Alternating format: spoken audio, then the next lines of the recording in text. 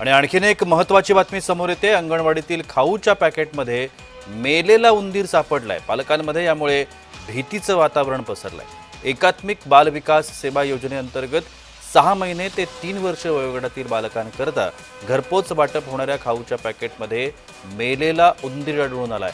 गोंदिया जिल्ह्याच्या देवरी तालुक्यात अतिदुर्गम भाग असलेल्या धवलखेडी या ठिकाणी हा प्रकार उघडकीला आला। या घटनेनं परिसरातील पालकांमध्ये भीतीचं वातावरण पसरलंय। या अंगणवाडीतून 6 महिने ते 3 वर्ष वयापर्यंतच्या लहान मुलांना प्रोटीन्सची पाकिटं पुरवली जातात।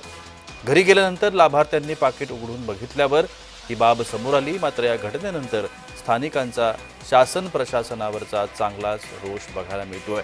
तर या संदर्भात आदिवासी नेते आणि सामाजिक कार्यकर्ते मधुकर दिहारी यांनी जर अशा पद्धतीने आदिवासींच्या जीवाशी खेळ करत असाल तर आंदोलन करू असा इशारा दिलाय।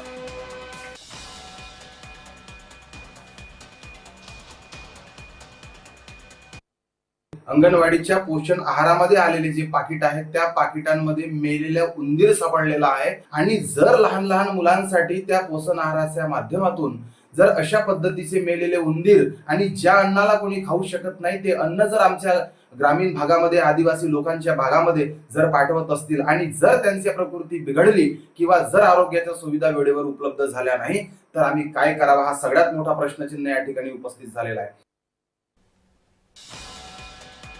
पालिकांमध्ये भीतीचं वातावरण पसरलंय।